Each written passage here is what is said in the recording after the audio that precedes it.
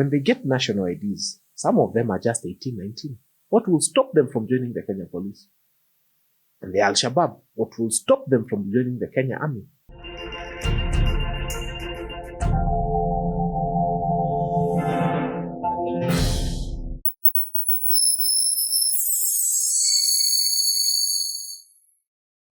Hey, and welcome to FANYA MAMBO Africa, another exciting episode, another exciting day. And for this one, we are very, very excited because there's a lot of things that are going on in the country on the political space. Number two, this episode is actually sponsored by TapTapSend, which is an app that helps you send money. Like if you're in Kenya, you receive money from anyone abroad. So that's a good thing, and we are very excited about that. So you can use our code, which is AlphaHouse254. If you use that, our code, which is AlphaHouse254, you'll get your $30 cash back on your first transaction of $50. So you should try that and then tell us how your experience was in the comment section. And of course, I am not alone on this episode. I have the one and only Fanya Mambo himself. How are you? Very good morning. I am well. I am happy. It's a good morning. There was some rains a bit, so the dust will settle, the heat will reduce. But not on the political space. Not on the political space. Have you received money from your friends? Because I hear you have such a huge following in diaspora. Not yet. I wish I did. I do a lot of good work for this country. Okay, I never did it for the money, but if it came, it would facilitate my travels and all. But that hasn't happened. Okay, I don't go asking for money. But there. Maybe you should tell your friends in diaspora to try and use TapTapSend. Because money will get to you. If you're my friend in diaspora, I have not received money, try TapTapSend, and then let's see if it comes, I'll confirm. At least you'll be able to know that Fanya Mambo is my name. Fantastic. Because that's the name that will appear there. All right. Yeah. Great. And for that reason, we start with the very recent, the biggest story on the geopolitical space. Trump had a conversation with Russia's president, Vladimir Putin, yesterday night. What do you make of that? I mean, Trump has been pushing since his campaigns to end the war in Ukraine, and he promised in 24 hours. I think finally the 24 hours have come. But what do you think about that whole phone call conversation they had? First and foremost, I've always said that one thing that makes human beings superior to animals is language. Anytime you find yourself using a tool other than language, then you've reduced yourself to cabbage level and animal level. The fact that human beings are able to speak makes them and puts them a notch above every other creature. So when Trump looks at the weapons available at the disposal of the US and the weapons available at the disposal of Russia and says that out of all the weapons available in their arsenal, the strongest weapon is language, and gives a phone call and they have a conversation. And I can tell you, it is possible to end the Russia-Ukraine war just by having conversations. Sitting down and just agreeing on what needs to be done. I'm a lawyer who chose to do mediation. And half the time I see people who've had a 39-year-old case, acrimony. And we sit down and in a record 2 hours, they are crying and forgiving one another and saying, why did we waste 39 years? So if you're a human being and you have common sense, start making language your biggest weapon. A conversation with one person changes everything. These are the rubbish of trying to use bombs and bullets and guns to try and communicate what God has given you, a language, is not going to help. So I commend Trump, I commend Vladimir Putin, and I wish them well. And let them know, even after the First World War and the Second World War, those wars were not won in the battlefield. They were won when people sat in rooms and decided, you know what, we can't lose more men. We can't lose more women and children. We can't continue building more weapons. What we should be doing now is building bridges. What men and women need to be doing is making babies at home and making families and enjoying Valentine's. It's coming tomorrow and such things. So anybody who chest thumbs and thinks about war is a fool. Do you feel like already Russia is winning because Trump reached out? The Minister for, I think, Defense in Russia gave a statement and said, of course, in all these conversations during a security convention that was ongoing in Brussels, that there is no discussion about Ukraine joining NATO. So already that's a plus. Number two, there's no taking back the lands of, say, like Crimea, which were annexed in 2014. With all these conditions already, do you feel like already Trump knows who's the senior big brother in this war? First and foremost, do you think the ordinary person in Ukraine and Russia cares where the border is? I'll give you an example. Look at Namanga. Do you think the Maasai living in Tanzania and the Maasai living in Kenya understand why there is that border there? This guy just has his cousin on the other side who he would rather go for a Rurashi or two, but he has to go through a stupid thing called a border. And sometimes I wish we lived like our animals. The gazelles don't care whether they're in Tanzania or Kenya. As long as there's pasture and water on each side, they go to where it is. The Russians and the Ukrainians speak almost the same language, I think. They have the same culture, they have the same background, they share the same ancestors. They just have something stupid between them called a border. For the ordinary Russian and the ordinary Ukrainian, if you ask them what is important, they'll tell you, I want my child to go to school tomorrow. I want to be able to wake up tomorrow morning and buy my boy a tennis ball and play tennis with my kid. They're very good at tennis, those Russians. To the ordinary Russian and Ukrainian, is like the border between here and Bungoma. There was at one time, Mudi Awori, and I love that old man. He was minister here and deputy president, and his brother was a politician on the other side in Uganda, and you wonder, what is this border about? There's a Bukusu on this side who can't see the other Bukusu because we created a border. So I think we need to move to that kind of place in this world. Your take on Ukraine being told officially there's no discussion about NATO? Tanzania is not in NATO. Ghana is not in NATO. I mean, I have always told people, let's not think about those things that are important. I don't think that even the bulk of the countries in Europe are in NATO. There are very few countries in NATO. Being in NATO is not an add-on in any way. Countries like Japan have not even cared about having a strong military and things like those. They've decided what is important for their people. And they focus on what is important for their people. And nobody is planning to attack Japan tomorrow morning. So anybody who is warlike, if you're a warmonger, you always think about those things. How do you protect yourself through NATO? How do you have more weapons? How do you create barriers? How do you make things impossible? But for people who think about the prosperity and development of their people, look at Dubai. How often does Dubai speak about war? Dubai wants you to come and shop and make merry and see the desert. And I think that's the mindset that the world needs. That human beings have more love in them than they have hate. And they have a serious desire. I see it every time when I hear people saying, on my wish list is a trip to a certain place. I've never had somebody say, on my wish list is to one day hold an AK-47 and be in the battlefield and be in the front line. Nobody has that on their wish list. So why people give so much importance to it, I don't know. What does the whole idea of trying to have a conversation that hasn't happened? The war has been going on for 3 years now. Yes. Having Trump get to that level where he can talk about it, what does this, do we make up of Trump as now the world leader? Is it a new world order also? The US had a weak leader. Now we have a strong leader. And we have a strong leader who knows that human rights are human rights everywhere. And I thank him for using that approach, because he very well might have banged his chest. He might have decided to deploy the military in the US to that region and to start saying we can quash this war and that kind of nonsense. But what does he do? He doesn't even make a trip. He makes a phone call. And it is beginning to change things. And I can tell you, to the ordinary Russian and Ukrainian, all they want is to hear no more gunfire. They don't even care who wins. I can tell you, many citizens don't even care who is president. All they care is that they have peace and that they are able to make a living and there is economic stability. That's all people want. If you ask a standard woman, she'll tell you, I want to take my children to school in the morning. I want to pick them at 3 p.m. I want to make sandwich for them. This other rubbish is not important to human beings. So you have to think of what is good for the world. And I can tell you, Trump has known what is good for the world.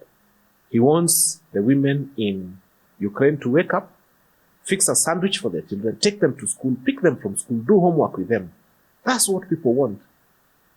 And when you give them that, the world is a happy place. I think we're judging Trump based on the 1 month that he's been in power, which is very impactful so far. But away from the international space, back home, a lot is going on.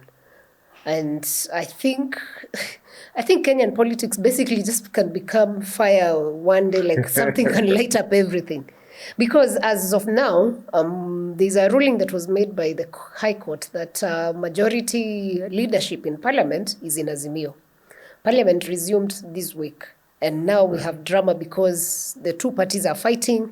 The Speaker has decided, no, I will not obey court orders. So now are we treating court orders as suggestions coming from Parliament, which is also an independent body? First, allow me to start by celebrating Wakili Kibe Mungai. Wakili Kibe Mungai is my friend who worked on this case. And when he started, he was just like, Fanya Mambo, let us do this for the country.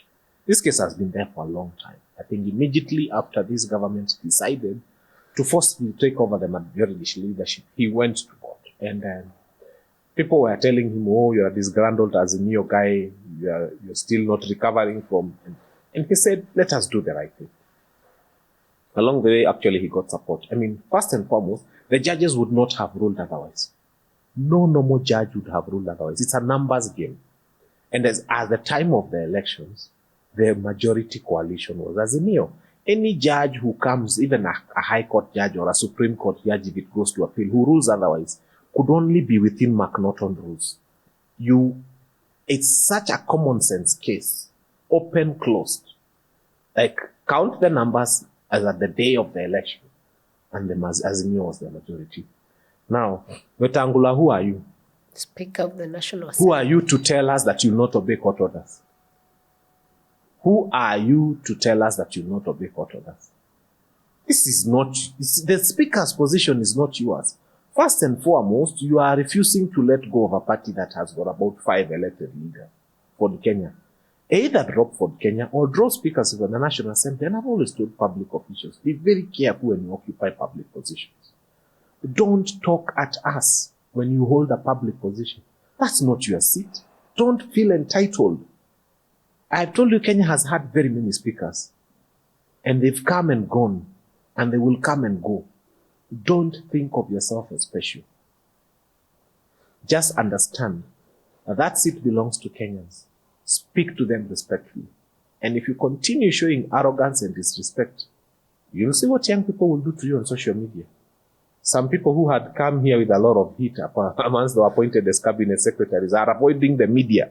They are being called for interviews, they don't want to go because they'll say something and they'll be... So if you want young people to make you trend, if you want young people to put you in all sorts of places, and I have never supported the ideas of putting them people in caskets. If you want them to do all sorts of things to you, please continue in that trajectory of chest thumping. It doesn't even bother me what the young people do. For me, the question is, between judiciary and now parliament, where do we draw the line of what is right? The judiciary interprets the law. Yes. And they make orders and they make rulings.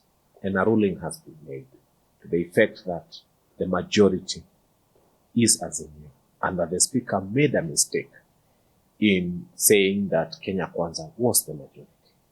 So the least he should have done is to first make a public apology and say, I, as WETANGULA, made a mistake. And when I said this, I made a mistake. I stand corrected now. And then try to bring a process that will bring about the creation of a difference within what happens in that house. The Speaker of the National Assembly, unlike the majority leader, first is elected by Parliament. And there's a process for removal of the Speaker in Parliament. So my challenge to Azimio is don't make noise about it. Just read your standing orders. Initiate the process of making Moses WETANGULA not to be Speaker anymore. Just start the process. And when you start the process, make sure you do it right. And remove him from being Speaker, because a Speaker is elected by Parliament. And elect the right Speaker. Give us a Speaker who is a servant to the people and not a proud person who bangs his chest. So after his Speaker makes rulings, right? Yeah. Orders, whatever he gives in parliament is orders. The Azimio brigade MPs, or mostly ODM, just decided to walk out. Yes. And there was like, even as we speak, there's still a gap of not knowing what next. And even when they met at one of the chambers, they were like, let's go to Amunyoro. What was that about?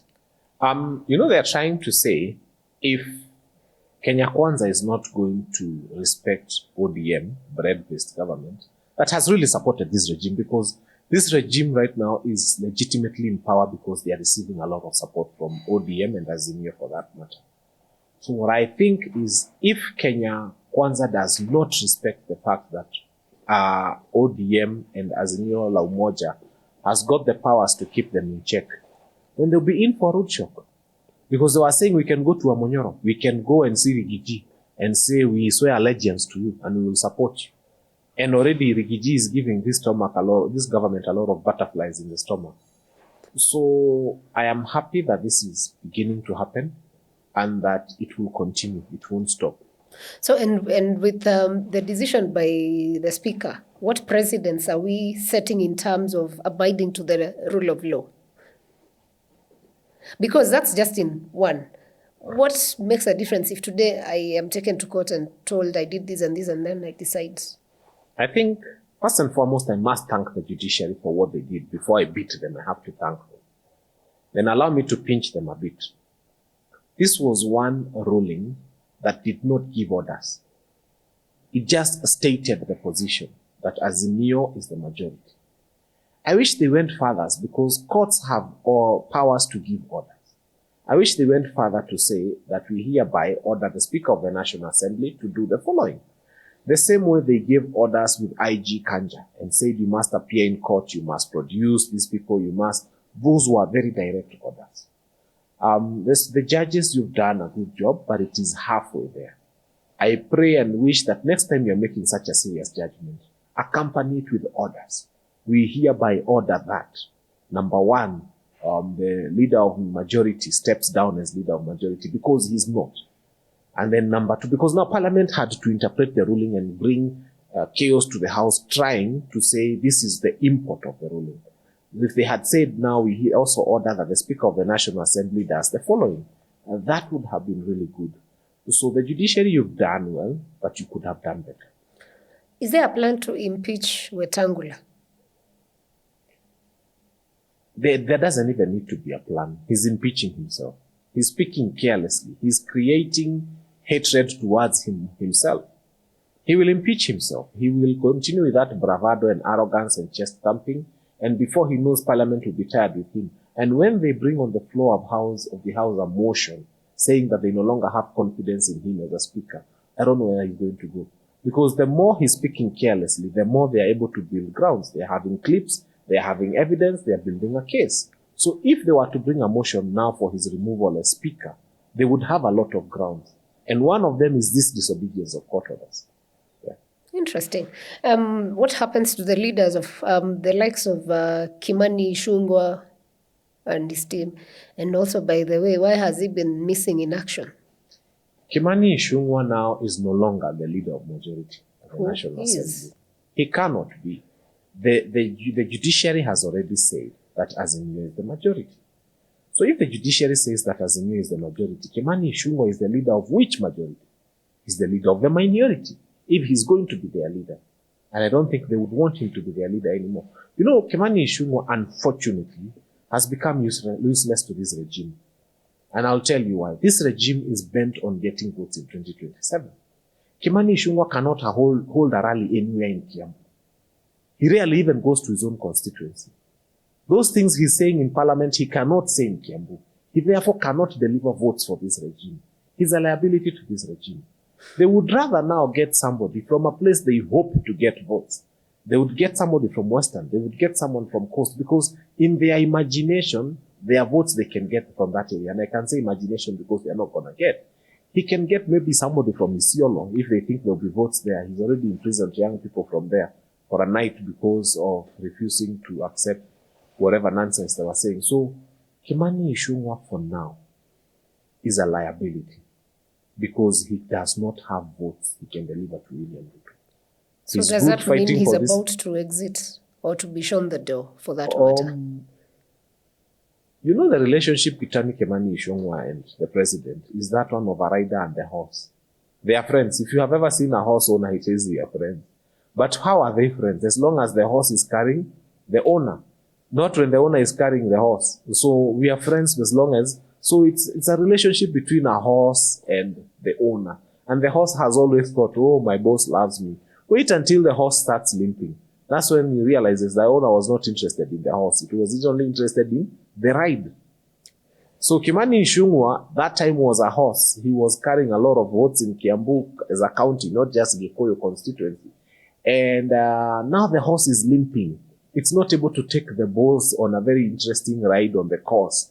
The horse is not able to wag its tail and say, wee, wee, wee, wee, and all those things that horses do. It's a useless horse. So KIMANI ICHUNGWA right now is that horse that the owner would rather never have.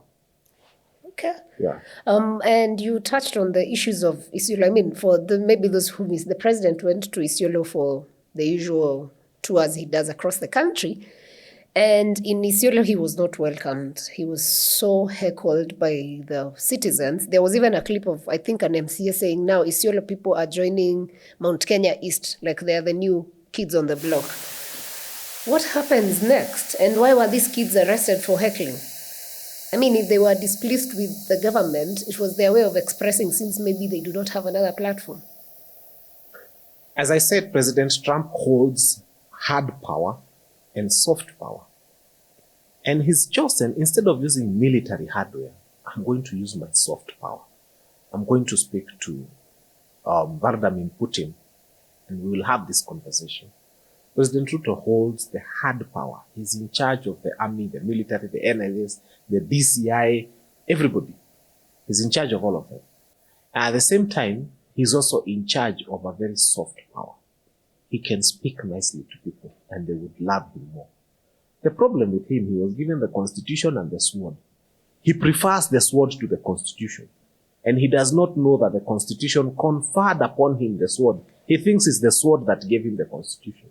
So everywhere he goes, he's wielding a sword. Hamwezi kutisha serikali, tutawasafirisha.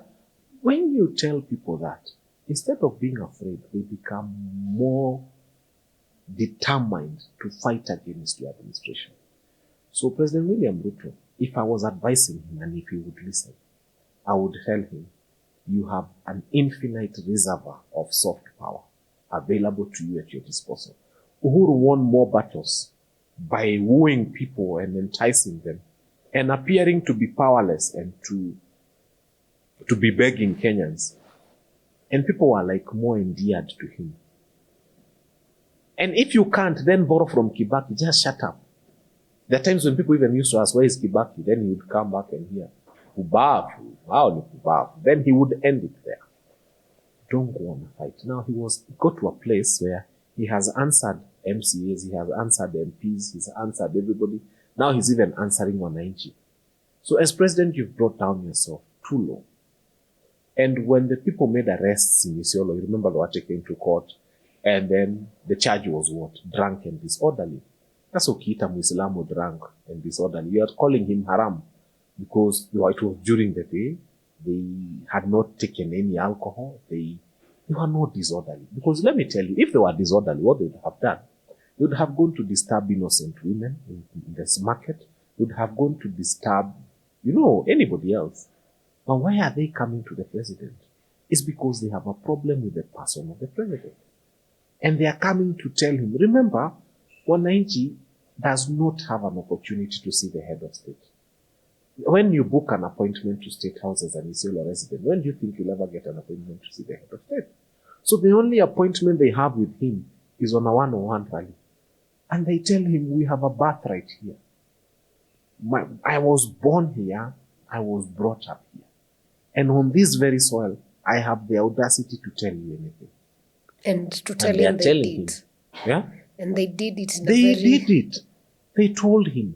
Because they were at home, this is their motherland, and they feel it. Nobody who is alive in Kenya right now does not feel the impact of the bad governance that we have. So it was their way of expressing how they feel about the leadership style of the president, right? It was a mild way of expressing how much more grief they have inside. If they were to bring it out in its raw form, I can tell you, if the president was an ordinary mwananchi, walking around without even bodyguards, they would have done worse. What they did was what the most measured thing they could do in a situation where they have a head of state that they don't like and they wish to tell they don't like. And it becomes more painful when people like those are not mobilized, they are not paid. It's out of their own volition, and they know the threat, and they know what could happen. But they said, you know what? Death is better than this administration. Yeah. I hope the administration rather gets the message, because it's being echoed across. And in that tour also, when he was, I think, in Garissa, is when he said he's doing away with the vetting of people for IDs. And that discussion has become heated because now people feel it's a security threat for obvious reasons. I mean, Kenya has gone through a phase where we had a lot of attacks happening. Is that a wise move? Is it miscalculated? It's a horrible decision. Full stop. It's one of the most horrendous decisions he has ever made as a head of state. For every Somali who is a Kenyan, by all means, let them get their ID. They deserve it. However, it was coming at the backdrop of a time when people from the other side of Somalia had abducted his own chiefs. 5 chiefs. And if you go to the office of the chief, people don't understand. The first thing that's written on the office of the chief is what? Office of the president. So 5 offices of the president were attacked. I want to repeat that. When you go to any chief's office, the first thing written on top of it is office of the president. And then whatever, then chief. So the office of the president was attacked 5 times within a very short span. And the occupiers, the highest occupiers of the office of the president at that level, being the chief, 5 of them were taken out of this country. The people who took them away now have a golden opportunity to get Kenyan IDs. People may not see the import of that, but this is what it means. It means that there's a person who is an Al-Shabaab adherent who can now very easily walk in because there's no vetting. And don't get me wrong, Kenyan Somalis deserve to get the ID. But now Somalis from Somalia have to be vetted, because if they come and get those national IDs, they will be going into Kenya and Somalia the way they feel like. So that person can literally come here, commit a crime, and go back to Somalia. How will you look for them in Somalia? When they're in Somalia, they say they are Somali. When they come to this country, they say they are Kenyans. Number 2, when they get national IDs, some of them are just 18, 19. What will stop them from joining the Kenya police? And the Al-Shabaab, what will stop them from joining the Kenya army?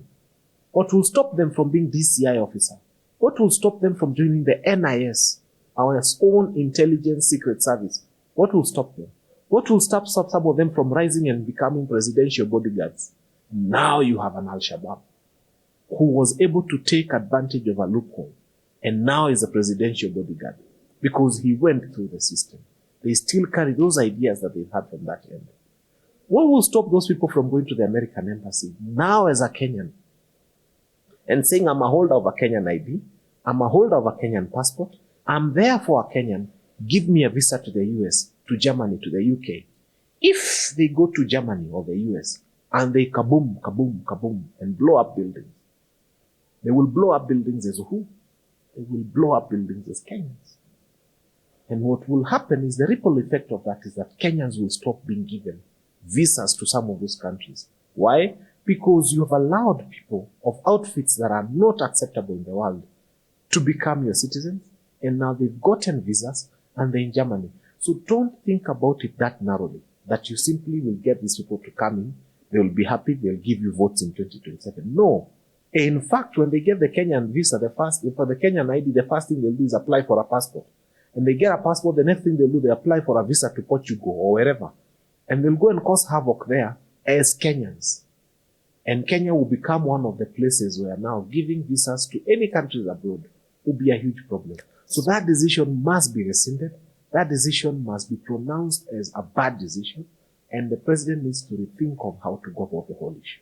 So that's the extremes that if decisions are not maybe well thought out. I'm not saying the president did not think, maybe he had his ways or he was high on, when you're on top of a roof of a car, there's excitement. Maybe he made it out of that. I'm not saying that also, but it's a possibility. But now my question is, a few days before, Wiper leader Kalonzo Musyoka had raised issues of immigrants being registered, and maybe this is one of other ways, so that they can vote in 2027. Do you still hold that as the argument, because it's something that a lot of people are talking about? What guarantee is there that if you give somebody an ID who was not a Kenyan, they will vote for you? Of course, there's no guarantee. One of the first things we do, I'll tell the president, you are simply increasing the margin by which we, who are not on your side, are going to beat you. Because all we need to do is to come and say, we have tried fighting the ideas of non-citizens being given registration documents.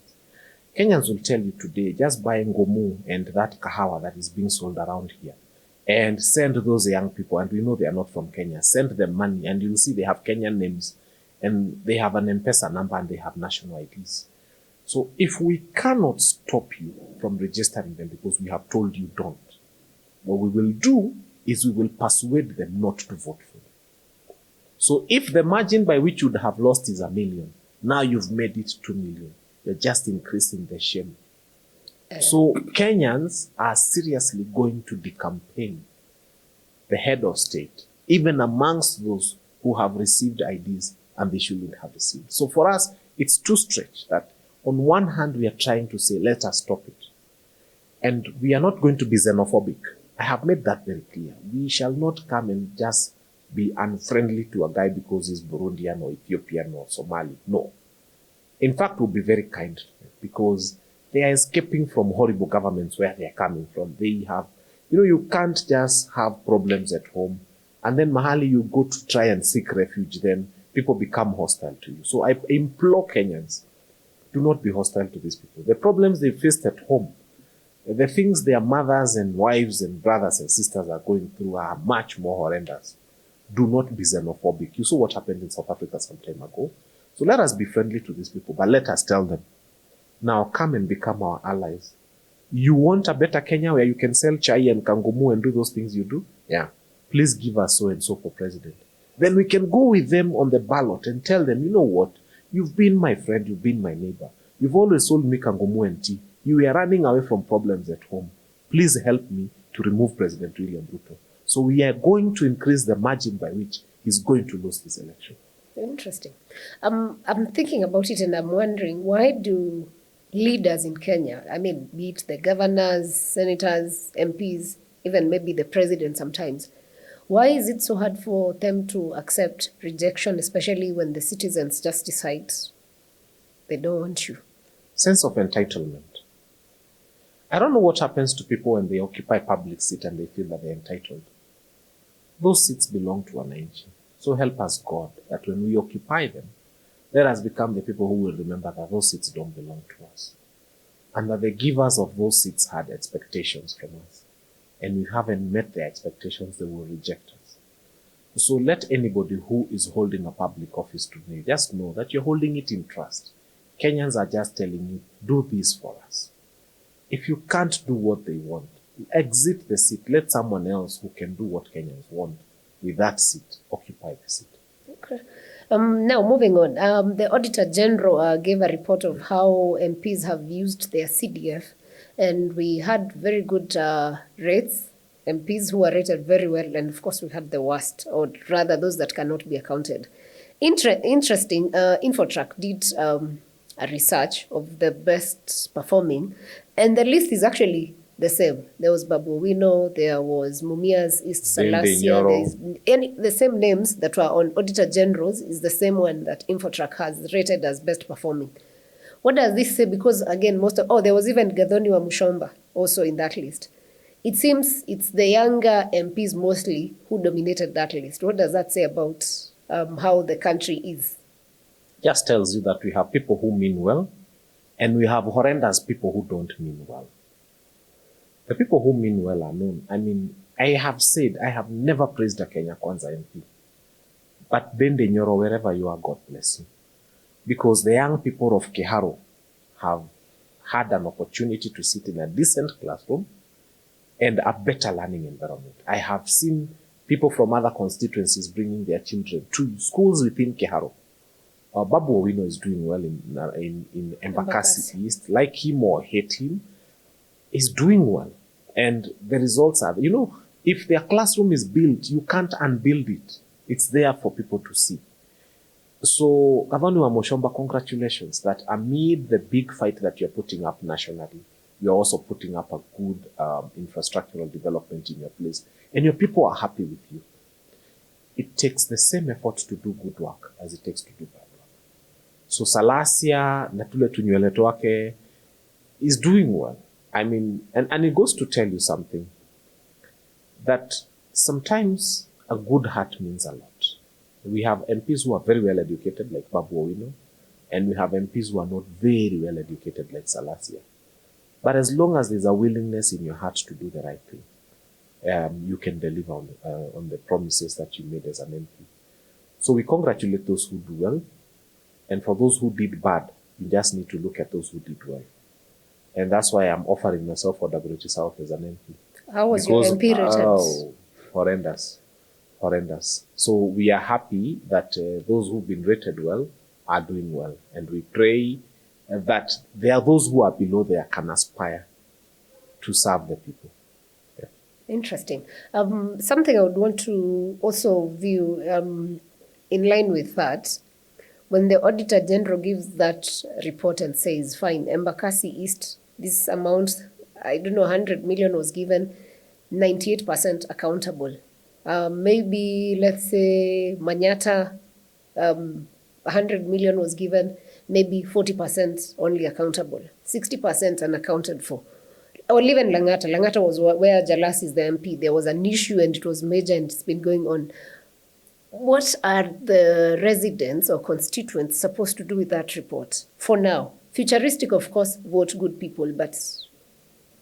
I think if you're a resident in a place where your member of parliament has been told he's not performing well, one of the first things you need to do is to hold them to task. When they come there telling you, 2027, tell them, shut up. Let's discuss now. Why are you ranking poorly? Where is the other 60% that is unaccounted for?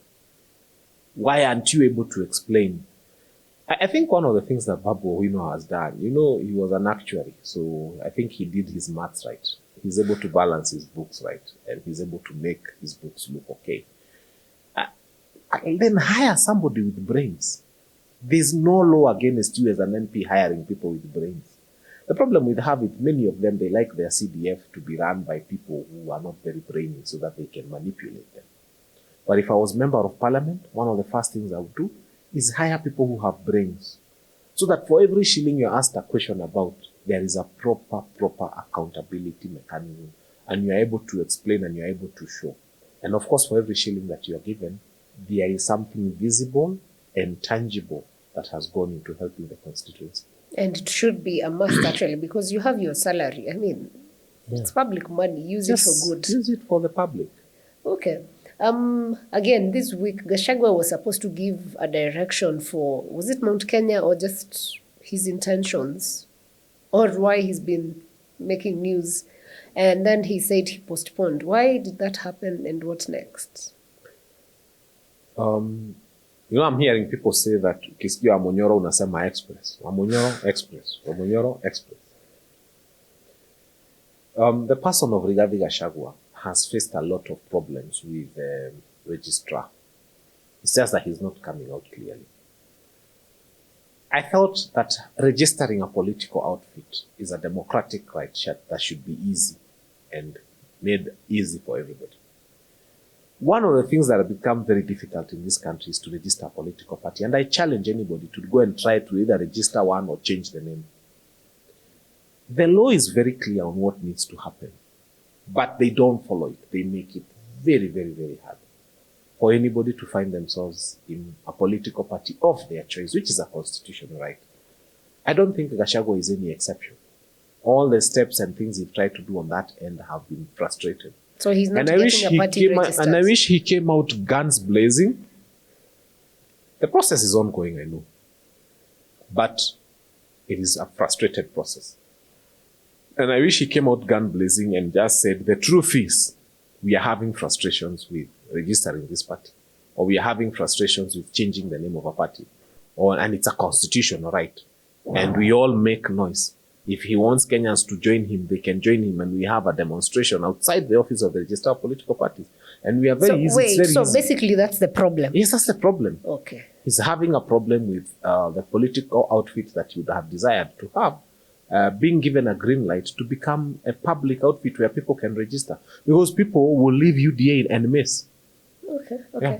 At least we know, because a lot of people are wondering why that postponement No, he's happened. just not coming out clean, but I wish he just said the truth.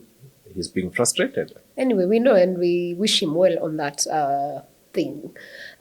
This week is also very, very instrumental in Kenya, in Ethiopia, because of the voting for the AUC chairperson. But hold that thought. Before that, our very own Raila Odinga, before he left for AUC Ethiopia, he said that he trusts Johnson Sakaja with Nairobi politics. When everyone else thought Babu Owino was the right candidate for Baba to endorse because he's been fighting for ODM.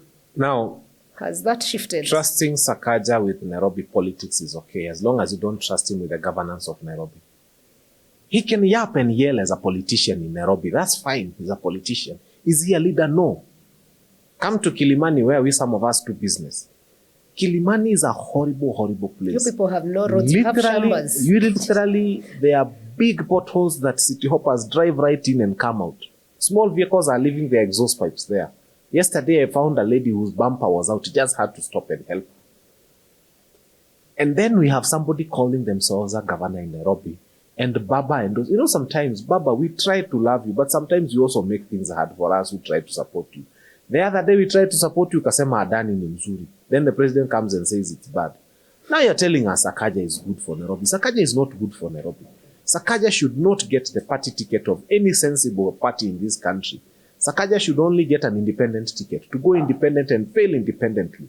But it is horrible. So has Baba asked Babu? I know he has his reservations with having Babu having the ODM ticket. And those are ODM politics that I don't want to get into. Because Babu appears to have the appeal that he could one day just come over and actually, if not well kept in check, Babu can automatically even become a Luo kingpin. He can become the de facto leader. He can fit into Baba's shoes at some point. And so many people around Baba are afraid of that. I don't even think it's the person of Baba. It is these people who thought that they automatically would fill Baba's shoes if he was to retire from politics. Those are the people who are telling Baba to fight Babu Owino. So Babu is a threat to a lot of ODM guys. Let me tell you, when you have something inside you, people see it. And the people around Baba can see that this young man called Babu Owino has such a bright future in politics. They can see it and they hate it. And that's why they are fighting him. Why is nobody fighting anybody else within ODM? Because nobody else has got something inside of them that is a threat or something that the others are devoid of. I personally, when I offered myself for Dagoretti South, I have received so much war from everybody. And the only problem they have is what they see inside of me. So it's a threat that he's causing. Yes. Baba, it is do or die weekend in Addis. Saturday is the voting day. Have we done proper campaigns? Are we expecting votes? Or I don't think... We even sent 100 MPs to go and represent. First, it's a waste to have 100 MPs there. I wish that money was used for something else. Really. It's a sad day to have 100 MPs there. The people who are voting are presidents. It is difficult to tell what a president will do with a secret ballot.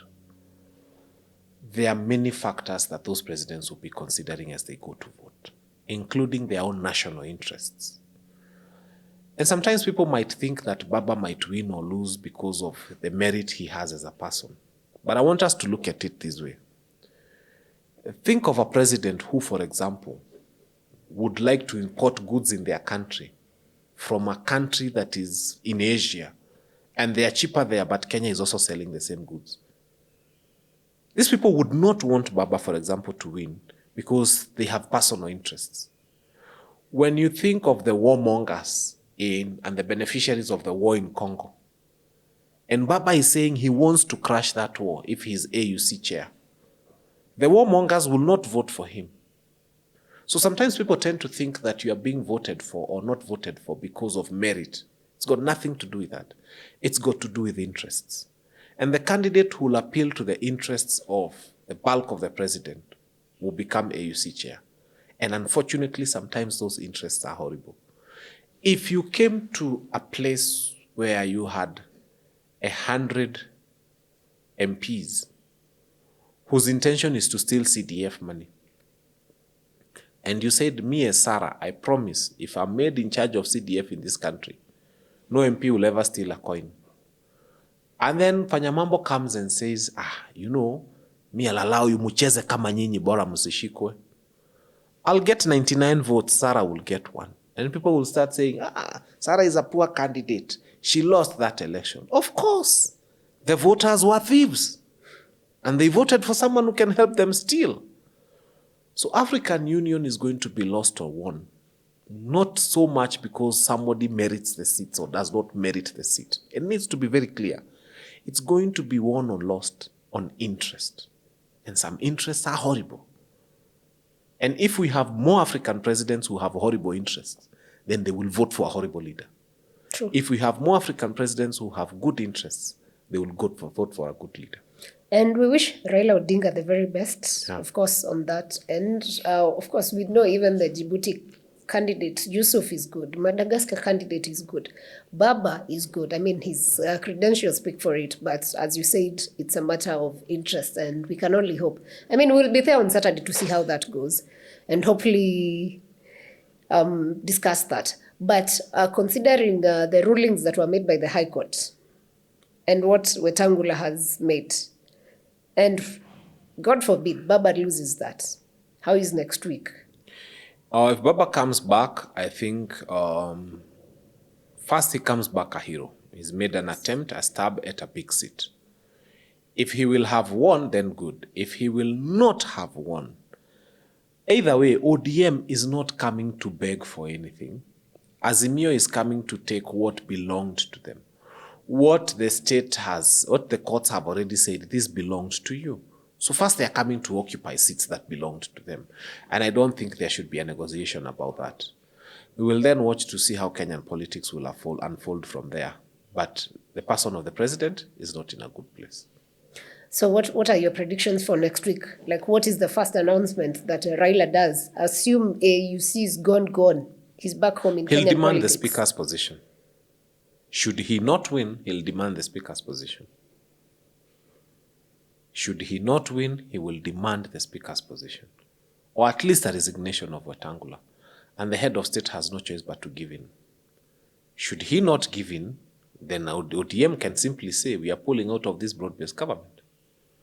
Should they pull out, now you have a disgruntled 83 solid MPs, plus Kalonzo's 28, plus Jubilee's 30, plus over 60 from UDA that are disgruntled with this administration. When you hit 2/3 of that house, of people who do not support the head of state, what would make the impeachment of Ruto hard? For Rigiji, they had to think of reasons and create. For William Ruto, you just have to throw clips to Tawasafirisha. I don't know, Mambo ni matatu. There is so much evidence that if we wanted to impeach President William Ruto through parliament, it's too much evidence. You wouldn't have to convince anybody. Wow. Yeah. Okay. And USAID made Trump made an announcement that the funding of USAID projects across that's coming to an end probably soon. How is that coming along for Africa? Many people have lost their jobs, that's for sure. But at the same time, many people have regained their brains. When Kenya was planning for HIV and AIDS, they never had allocations for money. They used to say, hii kuna budget ya USAID. kuna budget ya European Union. How do you plan your HIV/AIDS program with European Union and USAID money in your mind? You needed to have money as a country allocated to that. Same way you're allocating money, and it's annoying, like now we have money to take 100 MPs to Addis Ababa. Well, many are arguing it's their own funding, maybe. That own funding, they would not have used it as own funding to help the people who are suffering from HIV and AIDS at home. And then the question becomes again, USAID has helped us a lot with ARVs, which I must say are really helping families that are living with this pandemic. While at the same time, Kenya is not being seen to make serious interventions in terms of reducing the rate of infection. So it's for the country, you're saying, people, you continue getting HIV/AIDS from whatever means, including sleeping around carelessly, because we shall get funding from USAID. I mean, I pity the lives and I feel very strongly for those people who are living with the pandemic. They need the drugs. And let us find a quick intervention to that. But at the same time, we as a country are not doing a serious campaign enough to reduce the rate of infection so that our dependency on ARV will go down. And I know nature abhors a vacuum. You think the Chinese are sitting and saying, oh, now there's no ARVs coming from the USA or India. Those are big manufacturers in terms of drugs. And it will not be hard to now start finding ARVs that have Chinese name on them. It will not be hard to start finding ARVs that have got an Indian brand and mark to them. And the Asian tigers and many others. And I wish Kemri would also do the same. Waangalie kwani kadawa iko na nini? What can we do about it? So, yeah. And a tablet is a concentration of specific things. And all the things we need to ask ourselves, what are those specific things that are concentrated, and how much of that can we get from natural things? If there's a great level of vitamin C, do we encourage the growing of more oranges, for example? If there's a great concentration of zinc and whatever, what can we get from natural sources? So that we also start telling the people that the ARV is not that readily available. But probably if you take a lot of spinach, a lot of this, a lot of this, a lot of this, to a great extent, your body will have the things that are contained in an ARV. So let us also think in that line, that break this ARV down into what are the very many components that make it up. And what of those components can we find naturally?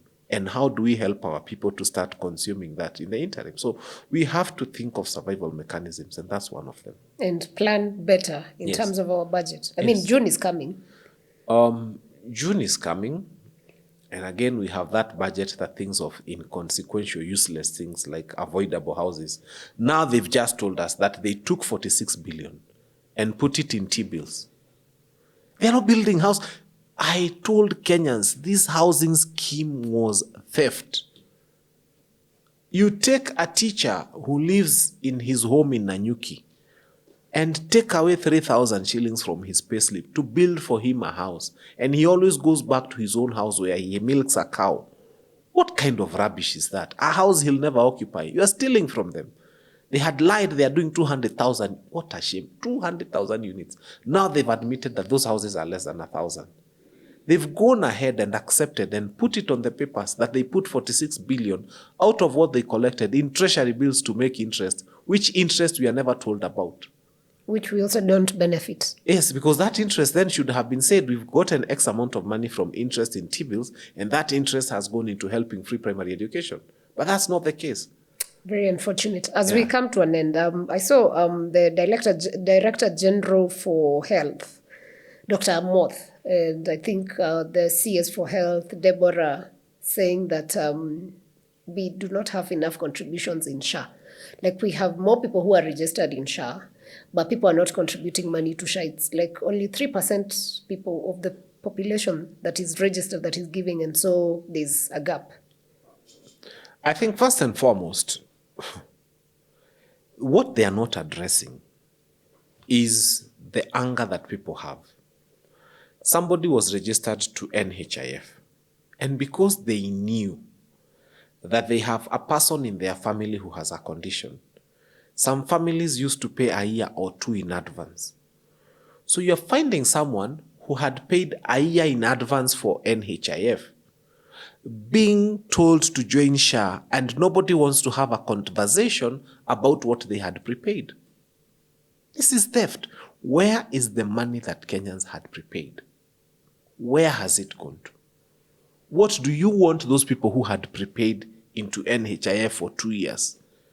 When people started seeing, a relative is becoming old, the parents, the grandparents are becoming old, they are becoming needy for medical care, just to be, the abundance of caution.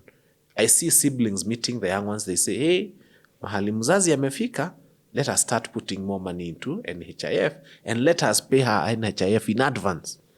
So they would go to hospital and they would find, oh, this lady's NHIF has been paid for the remainder of the year.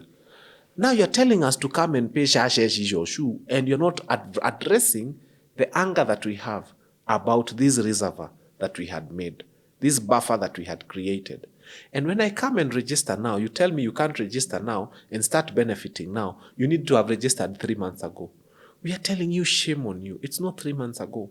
We were registered in a medical scheme that belonged to this nation for 5-6 years. And we used to pay more than a year in advance. I personally know families that have been paying for, they meet for Christmas as young people. They say, Kadia Mave, Kadia Dad, let us pay for this whole year. And as the young children, they pay. And then they get another private medical cover. They pay for the year so that the family is not calling for harambes when their parents are sick. Now, what are you telling that family? So you are Deborah, people will not pay because they are angry. Address the grievances that are coming from NHIF and people will start paying SHA. Address the issues.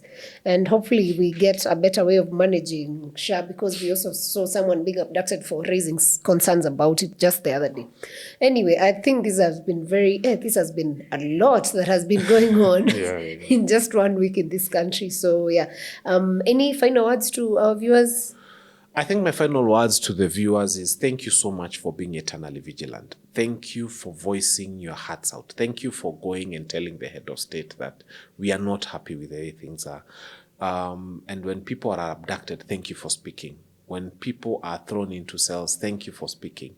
Thank you for refusing to be intimidated. And also thank you for refusing to burn your country down, because there are so many opportunities for us to say, now I have reason to burn down the country. Thank you for restraining yourself. And thank you for loving this country more than yourself. And thank you for being resilient. It is hard to be a Kenyan at this point in time. It is really, really hard. Yeah. It is hard to look at your payslip. It has become the most ugly piece of paper that people want to look at. You just look at it and it's a cup of taxes. It's very painful. But thank you for being resilient. And thank you for having hope, because there's a lot of hope in tomorrow. And to our viewers and supporters, thank you for always, trying to look up for the next video, the next clipping that is coming out, and for liking and for supporting and even commenting, taking those 2 minutes to say something about the show. And sometimes we read those comments and we feel elated, and sometimes you correct us and we love it. So I am happy to be on this side of history. Fantastic. And thank you also to Fanya Mambo for always being available to come and speak with us and have this conversation. Of course, he said thank you to our viewers. I was going to say that. But again, thank you for watching this episode to the end. I hope you have an understanding of what is going on and what is expected, or what we expect as a country. And I can assure you the next 3 months are going to be very bumpy as a Kenyan. There's going to be a lot of politics, so watch out for that. We're going to have more guests. And by the way, you can still tell us in the comment section who you want to see on the show. We will invite them and have conversations with them. Of course, open conversations without reservations. That's what we do here. So thank you for watching. I'll see you on the next episode. See you. Remember to subscribe. And also, if you're in diaspora and you want to send money to fellow Kenyans, because times are quite tough here. To Fanya Mambo. Or even to Fanya Mambo, he spoke. Tap send is your option. So try it out and share with us in the comment section how your experience was. See you on the next one.